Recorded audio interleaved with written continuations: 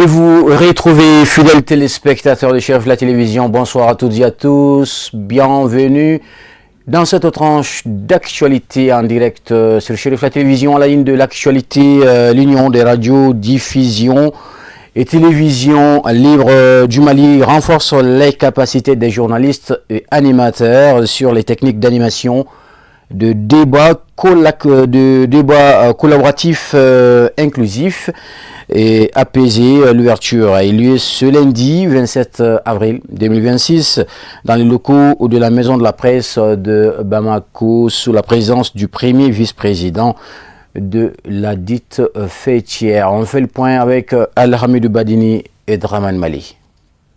Animer un débat dans les règles de l'art, c'est tout le sens du présent atelier de formation initié par l'Union des radiodiffusions et télévisions libres du Mali. L'objectif vise à mieux outiller les professionnels du métier et par ricochet contribuer à faire de la radio un outil de promotion de la paix et de la cohésion sociale. L'un des formats les plus prisés, c'est quand même le débat contradictoire. Parce que quand on parle de débat, c'est des idées, au moins deux ou trois, plusieurs idées opposées qui vont se retrouver et échanger sur une question bien déterminée. Alors pour modérer ce débat, il faut des outils, il faut quand même des techniques, il faut savoir comment modérer ce débat-là. Bon, alors, c'est pourquoi nous nous sommes dit que renforcer les compétences de ceux-là qui sont dans le domaine, qui sont en train d'exercer d'ailleurs, à renforcer leurs compétences, ça permet de jouer leur rôle de stabilisatrices, les radios, ça leur permet également de contribuer à la construction de la paix. Mesdames et messieurs, nul n'ignore le rôle hautement important des radios dans le contexte actuel de notre pays. Un débat mal modéré peut devenir un espace de désinformation, de tensions et même de confrontations non constructives entre les participants, surtout en cette période de crise. La Maison de la Presse, par ma voix, salue l'URTEL et son partenaire Chairs for Common Ground pour l'initiative et les encourage à multiplier ce type de formation au bénéfice des journalistes et animateurs afin de faire de la radio un outil de promotion de la paix et de la cohésion sociale. Cet atelier de formation est le fruit d'un partenariat stratégique entre l'URTEL et Chairs for Common Ground qui bénéficie de l'accompagnement et du soutien de l'ambassade de Belgique à travers le projet Sigida Herema. Durant ces 5 jours de formation, vous aurez l'occasion de revisiter les fondamentaux du genre journalistique et des formats radio, notamment le reportage, l'interview, le micro-trottoir, la table ronde et surtout les débats radiophoniques. L'objectif est clair, faire de vous des professionnels encore mieux outillés pour concevoir, animer et modérer des débats radiophoniques sensibles aux conflits, multipatiaux, inclusifs et orientés vers des solutions. Chers participants, vous êtes bien plus que des journalistes ou des animateurs. Vous êtes des facilitateurs de dialogue, vous êtes des bâtisseurs de confiance, vous êtes des acteurs de paix. Chaque émission que vous produisez, chaque débat que vous animez, chaque information que vous vérifiez peut contribuer à renforcer la cohésion sociale et le vivre ensemble. C'est cette responsabilité noble que nous souhaitons accompagner à travers cette formation. À noter que la formation s'étend sur 5 jours, du lundi 27 avril au vendredi 1er mai 2026.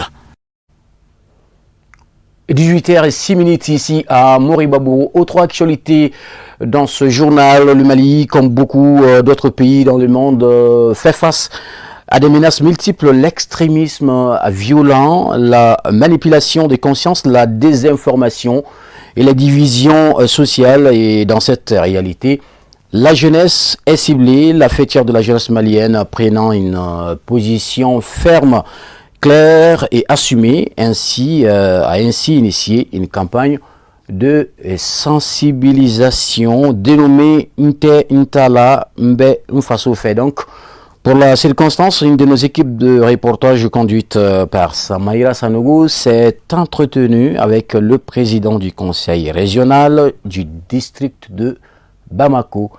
Suivons. C'est une campagne de vulgarisation d'une idéologie, Ntala. Bon, Ntentala, qu'est-ce que ça veut dire? Ntentala, parce qu'aujourd'hui, quand nous voyons, c'est les jeunes qui sont instrumentalisés par les groupes armés, par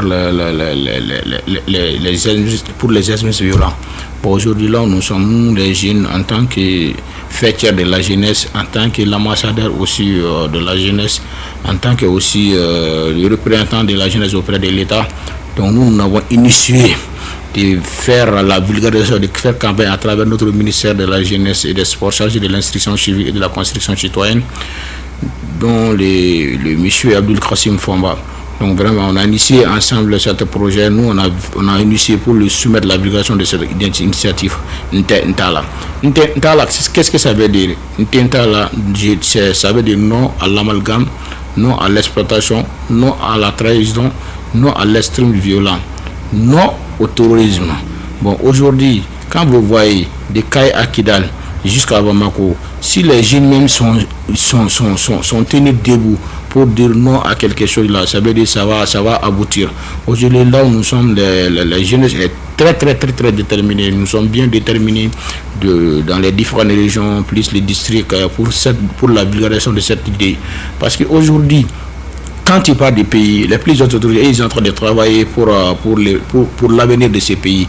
Et puis quand tu parles de l'avenir, tu parles de la jeunesse. Aujourd'hui, nous, on ne va pas s'asseoir que les gens utilisent, manipuler nos jeunes frères, sœurs qui sont là pour les mettre dans quelques idéologies des terroristes pour leur aider. Bon, aujourd'hui, on est en train de montrer à ces gens-là, il ne faut pas que nous les jeunes, on rentre dans cette idéologie. Et tôt ou tard, ça va finir, tôt ou tard, ça va nous créer des problèmes. Parce qu'il faut que nous-mêmes, on constate sur nous-mêmes que le pays a besoin de nous. Et puis aujourd'hui, là où nous sommes, la jeunesse est très bien considérée dans toutes les actions, dans toutes les décisions qui prennent au sommet de l'État. Donc vraiment, nous sommes conscients que ce pays nous appartient. Donc on ne va pas s'asseoir et regarder les gens manipulent d'autres jeunes contre leur pays même. Donc raison pour laquelle aujourd'hui on lance à toutes les jeunesses de dire non au terrorisme, non à l'amalgame, de ne jamais travailler contre son pays même. Donc vraiment, raison pour laquelle aujourd'hui la campagne est là, Ntentala, c'est en train de faire, surtout au niveau du district de Bamako, nous l'avons lancé, mais la reste de vulgarisation c'est dans les différentes communes, les 6 communes du district de Bamako, et ils sont en train de passer grain par grain pour comment expliquer les gens qu'est-ce que c'est qu'un terrorisme. Une fois que les idéologies touristes arrivent à votre endroit, il faut carrément rejeter à cette idée. Comment faire comprendre et puis informer les autorités à leurs actes. Donc tout autour, on est en train de former, de sensibiliser les jeunes dans ce sens, dans les différentes guerres du district de Bamako, dans les 6 communes du district, pour que les jeunes puissent comprendre beaucoup de choses et beaucoup de réalités sur cette idéologie qui est là, qui n'est pas là pour construire un pays, qui est là pour détruire un pays. On dit non au terrorisme, oui à la paix. On dit non à l'amalgame, oui à la cohésion. Donc raison pour laquelle la jeunesse du Mali est bien déterminée pour mettre fin à l'utilisation et manipulation de la jeunesse dans le terrorisme. Après Bamako, la capitale, direction la première région administrative du Mali, notamment le village de Djidian dans le cercle de Kenyeba, qui a récemment abrité une cérémonie marquée donc par la distinction honorifique de son chef de village. Cette reconnaissance lui a valu le prix de la gestion transparente des ressources attractives de leur paillage, saluant ainsi des années d'engagement et de dévouement au service du développement communautaire, notamment à travers la valorisation et l'organisation des activités d'extraction minière artisanale. Voyons tout cela avec nos envoyés spéciaux. L'Union des radios pour l'orpaillage et mines du Mali, UROM, qui perpétue la tradition en reconnaissance des mérites des bâtisseurs, a honoré le chef du village du Djidian par des médailles, des attestations de reconnaissance, des tableaux et des tiwaras à la dimension de l'homme pour ses actions dans la transformation socio-économique de la zone. Outre le chef de village, ses conseillers et le ministre des Mines ont également reçu des attestations de reconnaissance. Aujourd'hui, nous, jeunes de la commune de Stakili, se trouvant ici pour une cérémonie de reconnaissance à l'endroit de notre chef de village qui est Nyamademba Sissoko. On a une fierté aujourd'hui on est fiers, très fiers même. C'est un sentiment de fierté, un sentiment de motivation et un sentiment d'engagement. Parce que qui connaît la commune de Stakli, plus précisément le village de Djidjan, c'est une zone minière par excellence. Et si ça trouve qu'un de notre chefs de village a bien utilisé ces ressources minières à des fins pour que le villageois et la commune tout entière puissent bénéficier des retombées de ces ressources-là, c'est un sentiment de motivation. Compte tenu de l'importance de l'événement, pour la plupart, des autorités administratives, leaders communautaires, représentants des organisations minières et locales, ainsi que des populations riveraines ont prié leur présence par des témoignages à l'endroit du chef du village. Dans leurs différentes interventions, les orateurs ont unanimement salué le rôle déterminant du chef du village dans la structuration du secteur minier local, contribuant ainsi à la création d'emplois, à l'amélioration des conditions de vie et au financement d'infrastructures communautaires. Ici, aujourd'hui présent, je représente le ministre des Mines, qui est son Excellence Amadou Keita. Et je suis vraiment ravi pour avoir représenté le ministère à cette cérémonie. Comme vous le connaissez très bien, et qui parle d'orpaillage, parle très bien de la population, riveraine surtout. Donc c'est un honneur pour nous et en tant que premier responsable de ces activités. Nous sommes à Djidjan pour la remise de prix au chef de village de Djidjan. Donc il s'agit pour nous au niveau de l'UROM, les réalisations faites par le chef de village. Donc nous avons décidé de lui remettre ce prix parce que nous le faisons dans le domaine des mines. Après que nous sommes venus à Djidjan voir ces réalisations à travers ce qu'ils gagnent au niveau de l'orpaillage.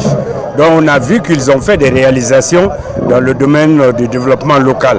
Et cela donc a poussé l'UROM à donner ce prix, le prix de gestion transparente des ressources extractives au niveau bien sûr de l'orpaillage. Sous son leadership, l'exploitation minière artisanale à Djidjan a progressivement évolué vers une organisation plus responsable et inclusive. Les retombées de cette activité ont permis, entre autres, la réalisation d'ouvrages essentiels tels que des points d'eau, des écoles, des ambulances et des structures de santé, renforçant ainsi la résilience de la communauté face aux défis du développement communautaire. Nous avons fait des médailles, des attestations que nous avons remises au chef de village et ses conseillers. Et en plus de ça, nous avons fait des attestations de reconnaissance pour le ministre, le professeur Amadou Keita, par rapport au grand travail qu'il a fait, par rapport au contenu local dont on parle aujourd'hui au niveau des industries. Et nous avons pensé également à M. Hilaire Babien Diawa, qui a beaucoup fait dans ce domaine. Nous lui avons adressé une attestation de reconnaissance et d'honneur à M. Hilaire. Ce qu'il a pu faire dans notre pays. Les représentants du département de tutelle s'est réjoui de l'initiative de l'IROM tout en les félicitant pour avoir remis une attestation de reconnaissance au ministre des Mines. Donc, comme on l'a dit dans le temps, les Maliens se plaignaient comme quoi que l'or ne brillait pas pour le Mali et que pourtant on a des ressources potentielles en or. Mais aujourd'hui, on peut dire bref que vraiment l'or est une étoile pour les Maliens. Et ça brille plus que les étoiles pour les Maliens.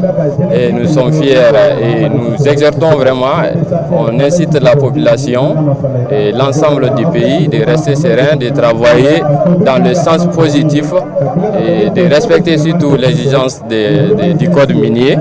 Prenant la parole, après avoir reçu sa distinction, le chef de village de Djidjan a exprimé sa profonde gratitude envers les initiateurs et les populations, tout en dédiant cette reconnaissance à l'ensemble des habitants de Djidjan. Il a également réaffirmé son engagement à poursuivre les efforts en faveur d'un développement durable et harmonieux en mettant un accent particulier sur la préservation de l'environnement et la cohésion sociale. Cette cérémonie de décoration apparaît ainsi comme un moment fort de valorisation des initiatives locales et un encouragement à promouvoir des modèles de gouvernance communautaire. Le clou de l'événement a été ponctué par la remise symbolique des attributs et des manifestations folkloriques.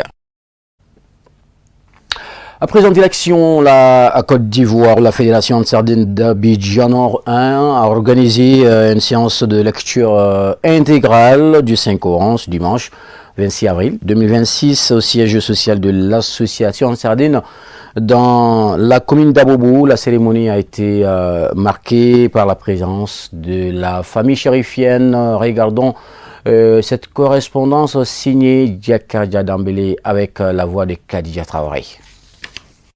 Les militants et sympathisants Ansar de la Fédération d'Abidjan Nord 1 se sont réunis pour une lecture collective du Saint-Coran, rehaussée par la présence de la famille chérifienne. L'arrivée des membres de cette famille a suscité une vive émotion et une ferveur particulière au sein de l'Assemblée. Cette présence illustre l'importance accordée à cette initiative spirituelle. Selon les responsables, la cérémonie avait pour objectif de demander par la parole d'Allah la paix, la stabilité et la prospérité pour la Côte d'Ivoire et pour la sous-région, en renforçant la fraternité, en promouvant les valeurs de paix de l'islam. C'est une mobilisation pour nous. Il fallait Chérif Ahmad Tidjane Aïdara pour venir nous laver le cœur, nous réunir pour qu'on puisse prendre le travail comme il se doit, comme il était avant. Aujourd'hui, la Fédération Abidjan Nord 2 a voulu organiser une séance de bénédiction pour les membres de l'association en Sardine Côte d'Ivoire en particulier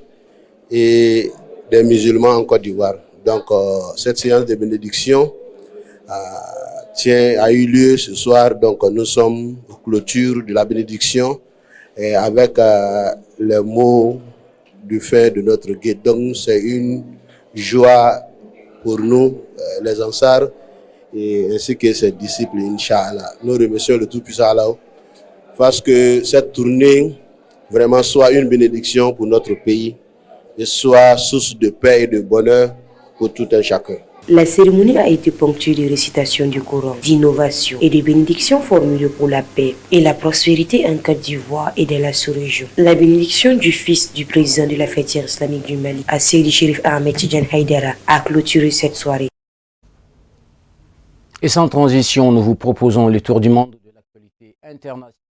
C'est un plus bref et en image commenté par Moussa Fomba.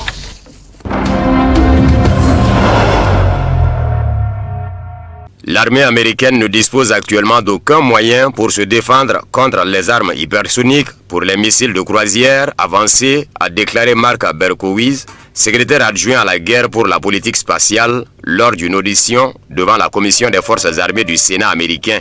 Lors de cette audition sur le système de défense antimissile de nouvelle génération Golden Dome en cours de développement aux États-Unis, les sénateurs lui ont demandé de décrire les capacités actuelles du pays en matière de défense antimissile. Aujourd'hui, nous disposons d'un système de défense antimissile terrestre à une seule couche, très limitée, conçu spécifiquement pour contrer une attaque isolée de faible envergure de la part de la Corée du Nord, a-t-il indiqué.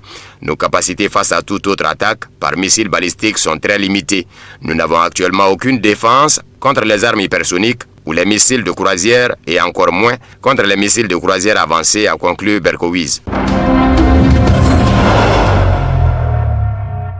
Le président américain Donald Trump est peu susceptible d'accepter la dernière proposition iranienne pour résoudre le conflit, a rapporté CNN, citant des sources. Selon ces dernières, proches du dossier, il est peu probable que Trump accepte le plan transmis aux États-Unis ces derniers jours, car il laisse des questions sur le programme nucléaire de Téhéran à des négociations ultérieures. La chaîne de télévision Al-Mayadin a rapporté précédemment que l'Iran avait remis au médiateur une proposition de négociation en 3 phases avec les États-Unis. Selon la chaîne, Téhéran souhaite que la première phase porte sur la fin de la guerre et l'obtention de garanties quant à l'arrêt des opérations militaires contre l'Iran et le Liban. La deuxième phase devrait aborder la gestion du détroit d'Ormuz après le conflit. La troisième phase traiterait du programme nucléaire iranien. Al-Mayadine a souligné que l'Iran hésitait à aborder cette question tant que des accords n'auraient pas été conclus lors des 2 premières phases. Le 11 avril, l'Iran et les États-Unis ont tenu plusieurs séries de pourparlers à Islamabad, la capitale pakistanaise. La délégation iranienne était conduite par le président du Parlement Mohamed Bagher Ghalibaf, tandis que le vice-président Jerry Vance dirigeait la délégation américaine. À l'issue des négociations, Téhéran et Washington ont tous deux déclaré qu'aucun accord sur une solution durable au conflit n'avait été trouvé en raison de nombreux désaccords. Les détails concernant une éventuelle nouvelle série de pourparlers restent inconnus.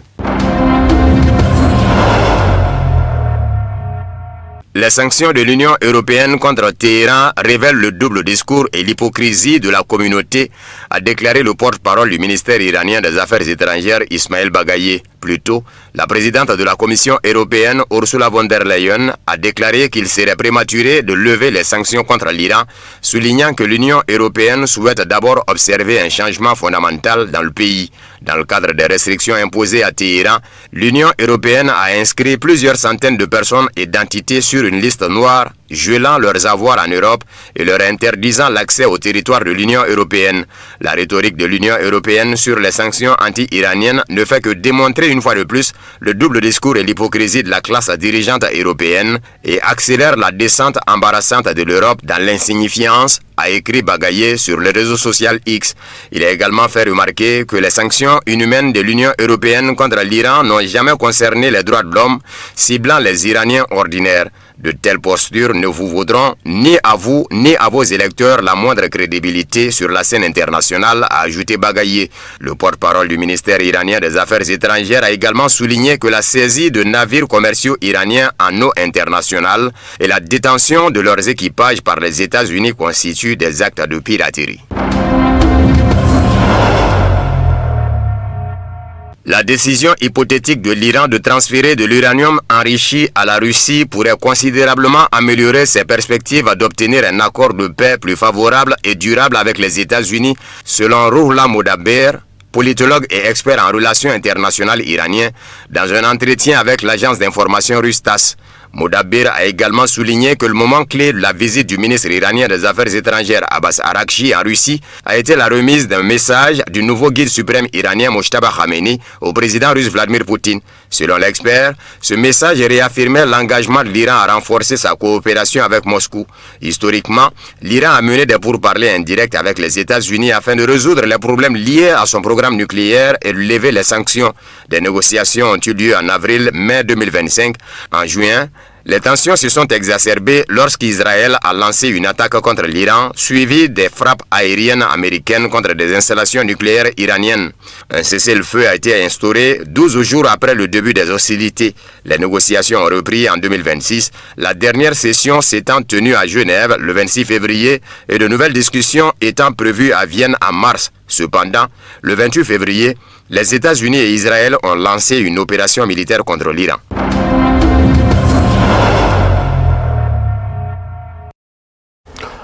Point final à cette tranche d'actualité. Nous vous remercions de l'avoir suivi, d'avoir su bien nous accompagner comme tous les jours. Ne partez pas d'un matin à l'autre. Vous avez rendez-vous avec Fatoumata Kane pour la version en langue nationale. Bamonankan, qu'Allah nous assiste. Amin.